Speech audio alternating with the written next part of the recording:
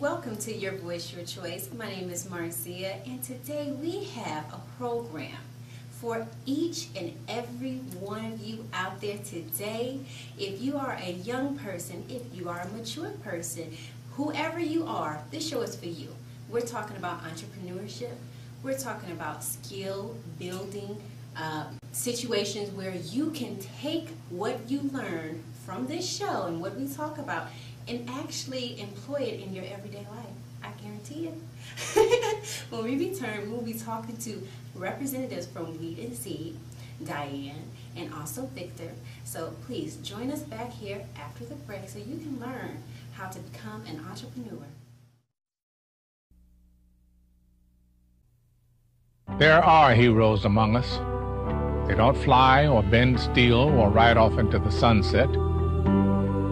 They simply volunteer to look after someone else's health by providing comfort, lending a hand, or simply keeping us on track. Everyone's health needs a hero. Who will you look out for? Find out how you can participate in improving our health. Visit iparticipate.org. My name is Monica DeRamus. I'm a licensed attorney in the state of Ohio, and I help people expunge their criminal records. For those of you that don't know, the Ohio expungement law allows for first-time offenders to expunge or seal their criminal record. It has to be a non-violent offense, and you have to be a first-time offender. Generally, that means only one conviction, but there are a couple of exceptions allowed in the law. Also, if you were convicted of a felony in the state of Ohio, you have to wait 3 years once all of your time has been served and your restitution paid before you can file for an expungement. And it's 1 year on a misdemeanor conviction. I wish all of you well, and if I can help you at my workshops every month, second Sundays, at a church in the Collinwood area, I'll be glad to help you. God bless. Welcome back to Your Voice, Your Choice. My name is Marcia, and we are joined with our guests, Diane Cox and Victor Chorten from Weed and Seed. Hello. Hello, how are you? I'm great. How are you guys doing today? Excellent, thank you. I want to thank you for joining us today on the program so you could talk about your wonderful, well, actually, what is it? Is it an initiative or is it a project? What are we talking about when we talk about Weed and Seed? I'm so glad you asked that question. Weed and Seed is a strategy, it's not a program. And it's sponsored by the United States Department of Justice. Over the United States, there's over 350 Weed and Seed sites in cities across the nation that were given special resources for community building and law enforcement. We were fortunate in Cleveland to be chosen as one of those sites.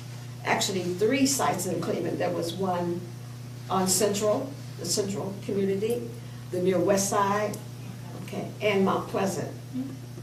I'm from Mount Pleasant. I'm site coordinator for Mount Pleasant Weed and Seed. Our focus for Cleveland was law enforcement, economic development, reentry, and at-risk youth. We formed the steering committee back in 2003, and we were able to get assistance from the 4th District Police Department, City of Cleveland, United States Attorney General's Office to be able to start this community building program.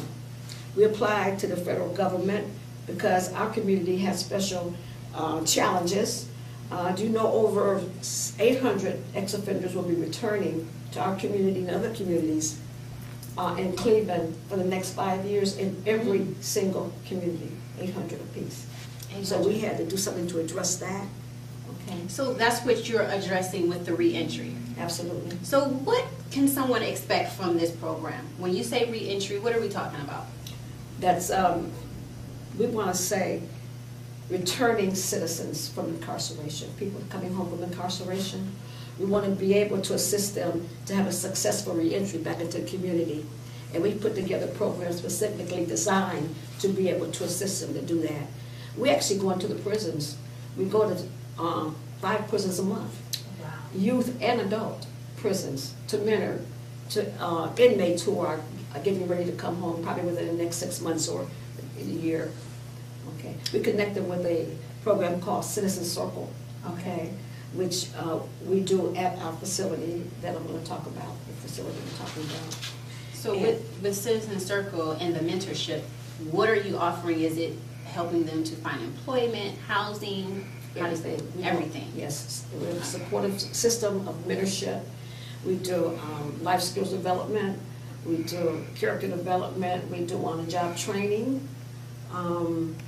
We do financial literacy, and we also have small business development classes. Oh, excellent. Mm-hmm. Okay, so that's basically allowing them to have a way to contribute to the community and absolutely not find themselves back into the same situation. We want to say it contributes to community safety, because whenever we can bring somebody home and successfully engage them in entrepreneurship, or either to help them gain meaningful employment, that means that's one less person that's probably going to not recidivate. Okay, so Weed and Seed has been around for a while. Yes. And your initiative was 5 years, you were saying? Yes. Okay, so what is the difference? How did you get involved with Weed and Seed? Well, first of all, we had to prove that our community was in distress. And back in 2003, it was noted that our community, along with 5 other communities, had the lowest rate of, the highest rate of unemployment, high school dropout, as well as the number of ex-offenders that would be re-entering the community within the next 5 years. So we were able to document that. We were able to get community support. Over 150 residents came to the table to form a strategy for 6 months, along with city officials and the 4th District Police Department. And then we took that information and we submitted it to the United States Department of Justice, and were awarded the designation as a Weed and Seed site that warranted special consideration from the government. That's excellent. So that strategy, that 6-month strategy, was it a 6-month strategy? Wow, it must have had some Absolutely. We formed a steering committee, which involved the law enforcement, which involved community organizations and residents. And that steering committee, we said, and we wrote a proposal, and we were given $1 million to be able to carry out that strategy. Wow. Are you seeing that money is good enough? Like, are you able to do enough with it? Well, it lasted for 5 years, from 2003. Okay. September 30th was our last year for Weed and Seed. But what we had to do was prove that we used that money wisely, and we had to become self-sustainable. Mm-hmm. So we did that in the form of the programs that we're trying to that we're offering now. Okay. Mm-hmm. So apparently you were able to sustain and continue to be around because you're here and we're talking about the programs. And I'm sure that a lot of the people who are benefiting from your programs would say that, it's definitely needed. Oh, most definitely. Yeah. Most definitely. So what is some of the feedback that you get from some of the people who use the services? Well, we have so many different services that we offer, and specifically a lot of the community residents have become involved. We have mostly everything we do is through volunteerism. We have a lot of community residents who will come in and volunteer, help us give donations, referrals, and so forth. Okay, so when we come back from the break, we're going to talk more about the volunteers and the donations. See you back here after the break. I haven't too long been released from prison. I was in federal up in Morgantown, West Virginia. And after meeting them, it was like family.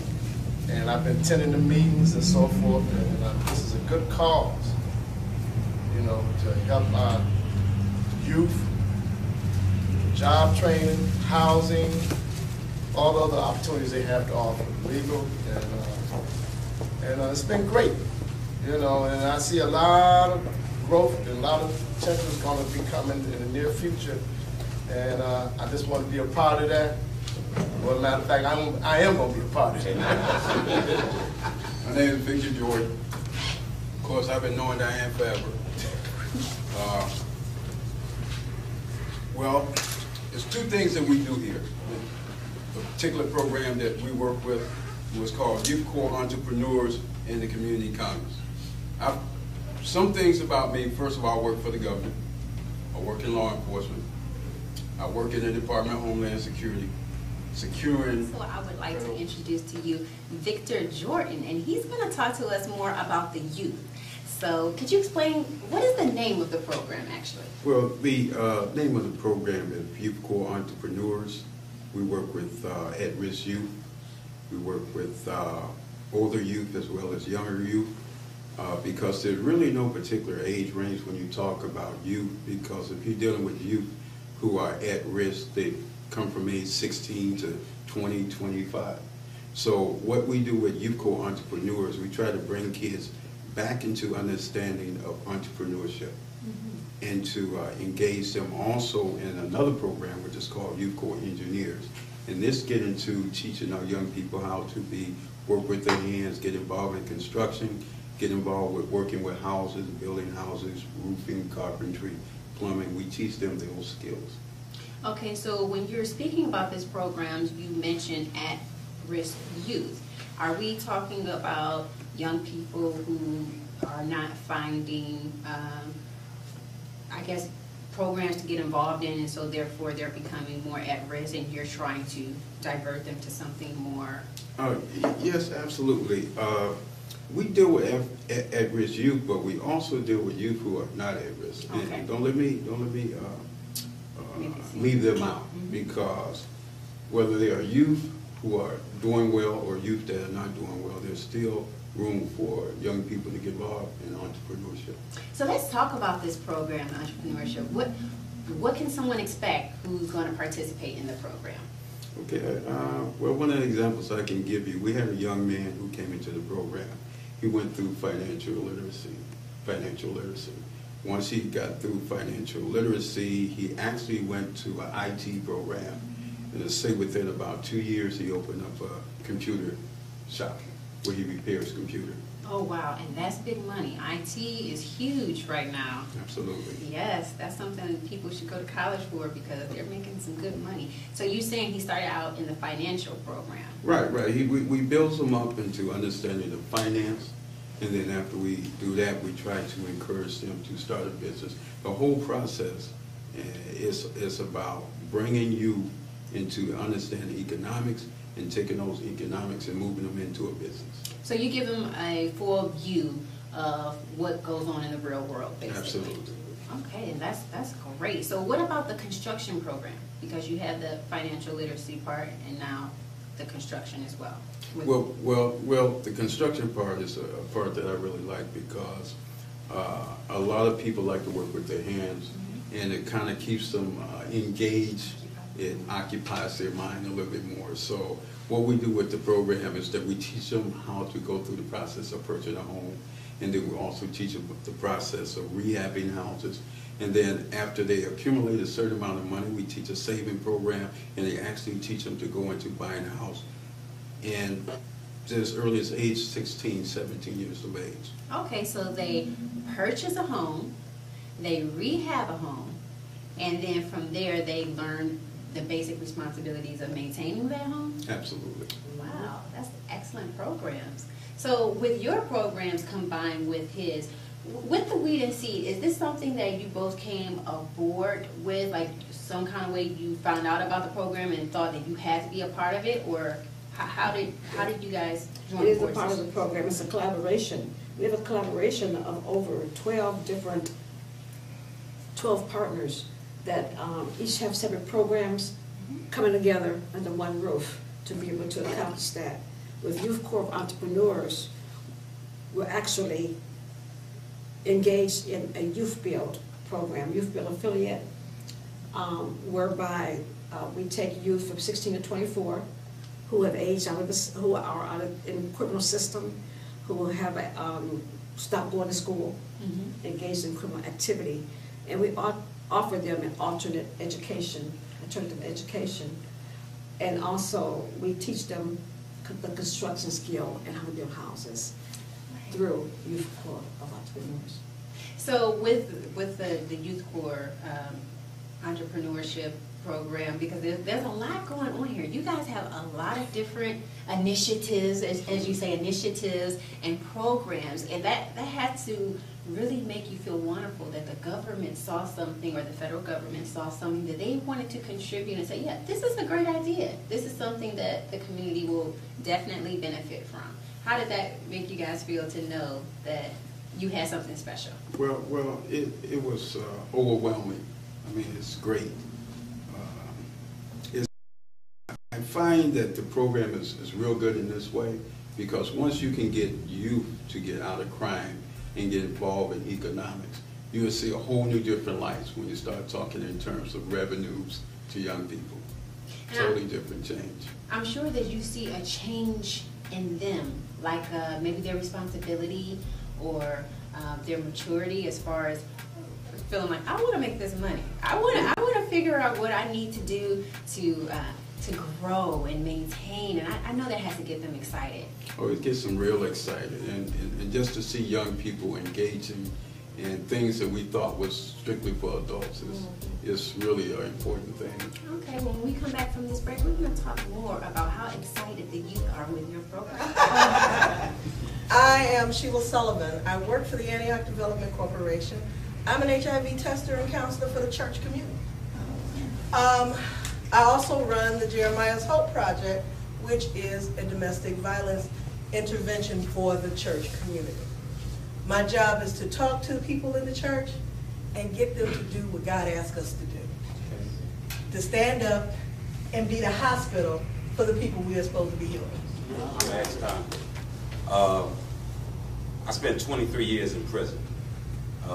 When I came home this time, I've been home 6 years. I've been sober 6 years. I learned how.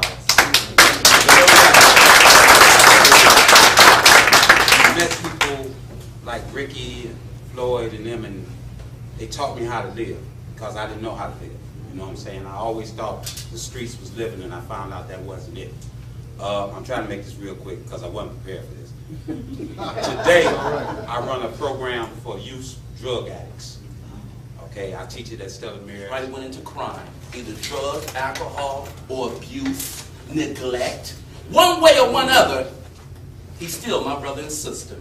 The problem comes in as ever since January to March, there will be a dumping in our neighborhood of 300 to 500 young men and women who are coming home from being incarcerated. What are we going to do? There's good news, Jane. Citizen Circle is here. What we say, Citizen Circle, is we are a resource manual for them. Because most of the time in our families, in our community, you don't know who to call or who to go to. We don't put walls up. We don't throw darts at them. Regardless of what label that young man has, regardless of what crime that sister did, when you come here, you at home. So there's a celebration today when our brothers and sisters are coming home. Because we should rejubilate. We should be happy, regardless of 1 year, 2 years, 3 years, 5 years that he's been away. But what happened? What happened along the way? Along the way, you forgot who I am. Along the way, you forgot who she is. Our relationships went down. Because of anything, you forgot your way. Hey, it's not his fault. It's not her fault. Where was you at in 1976? Where was you at in 1984? And where you at 2011? Good news, the young man is coming home. We should be celebrating. But now with an 85% of it, which nobody can read. About the facility and where it's located. Okay, the facility is called the Ultimate Skills for Life Center. We're located at 8003 Broadway Avenue, Cleveland, Ohio. So when someone walks into the facility, what can they expect? It's actually a community service center. And within that center, we have a partnership of over 12 different organizations that have come together to help create a holistic service providers for our participants. We have virtual offices. We have a small business incubator. Okay, we have virtual offices. Right now, we have 6 businesses that have started out as entrepreneurs that have come into the center. We offer the office space and administrative services to help them to be able to build capacity for their businesses. We have a vendors market. We realize that there are a lot of, we call ex-offenders returning citizens. Returning citizens that come home probably can't find a job. A lot of them will go to vending to be able to provide an income for themselves. So that's the vending market. Right. Okay, so is it that they're becoming a vendor and they're selling Right. products? Okay. So what's some examples of that, like a food vendor, or like I'm just trying to understand what the vendorship is. Merchandise, food, clothing. Oh, so everything. That's the skills. entrepreneurship. Okay, I understand. Now I'm having a more clear understanding. That's the entrepreneurship part. Absolutely. So you come in and you're a vendor. Absolutely. And you're selling products, whether you have an interest in food, merchandise, whatever it is. Okay. We offer small business development workshops. We help them to develop their own business plan. And then we give them whatever type of administrative assistance that they might need to help their business to grow. We have a print shop, and all the printing is done there at the center. We offer any member that comes to the center discount printing services. So is this paper printing or graphic printing? Both. Oh, okay. Okay.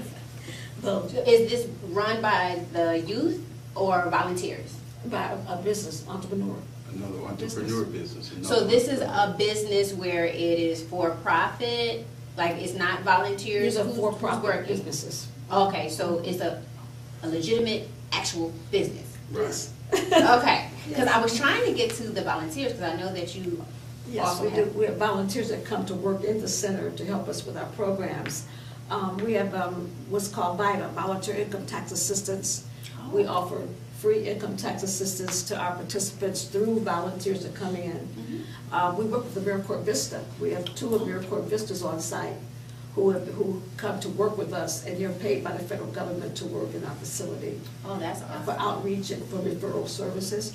We have Ohio Benefit Bank. Okay. Okay. A benefit bank, so what would that? Ohio Benefit Bank is a computer-based service whereby a participant can come in, sit at the computer, find out every single resource that's available to them within Cahoga County, and they won't have to go out to sign up for services. They sign up right on the computer. So resources that are available to them for the purposes of entrepreneurship, or for No. life skills, or like Any what? type of resources, like food stamps, like Oh, energy. and so they like- do it all right there on the Yes. computer. Is that what you're talking about, virtual office? No, that's the Ohio Benefit Bank is a resource. Okay. Resource. So okay. do they come into your offices to take advantage of that? Absolutely. Okay. Okay, well, good. That's a lot of stuff Okay. to take advantage of. Okay. And I wanted to get to the hotline too. I know that you have a hotline where referrals are made. Absolutely. So, Our youth outreach hotline is a 24/7 service whereby a youth can call in and ask for assistance or get help, okay, from anywhere they can call in. And not only do we offer the assistance over the phone, but we offer them to come in and we become mentors to them if they need be. Also, as far as assisting the family can become involved and we assist the family as well. so with the mentorship of these youth, I'm imagining that there's transportation, because a lot of children, they can't get around. What are the services as far as transportation? Well, like I said, our target area is the immediate area, and we do offer bus tickets from anywhere. Broadway is a very local, and you can get there from anywhere. Okay. So we offer bus tickets to our participants. Okay, and you also have partnerships with other organizations to get services to individuals that's not in Cuyahoga County. Absolutely. Okay, so can you touch on that a little bit? Like how does that work? Someone wants your services but they can't get to you, or for whatever reason, or maybe they live somewhere else and they just love you guys so much that Well, you one make of a the things that we partnership. do, we're like a community-based family, so we able to carpool a lot. Mm-hmm. So if there's someone that needs to be picked up in a particular area, then we'll provide the transportation for them. Okay. And I want to say something about a motivational speaker, Ricky Ward. He's the one that really deal with the hotline with the youth. And once they get a taste of Ricky Ward, then they'll definitely be wanting to get that bus ticket. Okay, so Ricky is motivational. He's a part of the hotline. He is the hotline. So he's the first contact. He's the Absolutely. initial contact. Mm-hmm. So they talk to Ricky. He's the director of the youth outreach hotline. Oh, okay. So we got Ricky Ward. That's who you wanna talk to. So you hit up the hotline, and you talk to Ricky, and basically he gives you motivation, maybe direction, Absolutely. and try to find a fit to Absolutely. where you would. Okay, well that sounds good. So with all of the programs and everything that's provided, the initiative, you talked about character development at a certain point. How does that fit into the whole program? What happens is that the first point of affiliation is when they come in through either, like I said already, our personal affiliations through when we visit the prisons and we build the relationships within the prisons. They will come into our center from there, and there we do an assessment and we decide what we need to do to help them. Okay. We do have a program which is called Social Responsibility Training. Social Responsibility Training, or SRT is what we call it. We do administer that in the prisons as well as on our facility. Mm-hmm. That is character development. That is behavior modification. Okay. Weed and Seed, and we were talking about the women that's in the organization and what women can expect, because I know a lot of people think about men. Are there a lot of women that's Yes, we do deal with participating? women. We have a special relationship with Northeast Pre-Release, which is a women's prison. And we do mentor. We go there probably every 3 months. Okay. We mentor the women there. A lot of times the women come home. We have parenting classes. Oh, okay. We do parenting classes, and we do offer them the same resources that we do everybody else. So it's not just for men, it's also for women. So ladies, if you want to participate in this program, please contact them. And how can they do that? Tell them where you're located and how they can contact you. Again, the Ultimate Skills for Life Center is located at 8003 Broadway Avenue in Cleveland, Ohio. Our phone number is area code 216-752-1464. We're there every day, Monday through Friday, from 9 to 5, and on Saturdays from 9 to 3. Okay, and is there anything else that you want to get out, Mr. Jordan, Ms. Cox? Anything that the people need to know? Yes, we do have an upcoming fundraiser. Okay. And we're facilitating in support of our Youth Build program. Please call us for more information regarding our fundraiser. We're trying to engage at least 25 youth in our program, and we need to be able to give them stipends to be able to successfully complete the program. Yes, that would be wonderful. To successfully complete any of these programs would be great. A true contribution to the community, especially the youth program. I think that's great. They're learning financial skills, they're learning life building skills, and also how to work with their hands, how to be helpful in the office. I mean, everything, automotive. We didn't even really touch on that. So you guys, you really have to come back and talk with me again on another program, because I don't think we got through everything. Will you guys come back? Yes, we will. Okay. Well, next time, I'm sure that when you do come back, you're going to have more information. You can tell us how the fundraiser went. Right, possibly. Okay. Well, thank you again. Nice to meet you. Thank you so much for all of your information. And my name is Marcia. You're watching Your Voice, Your Choice. We'll see you here next time.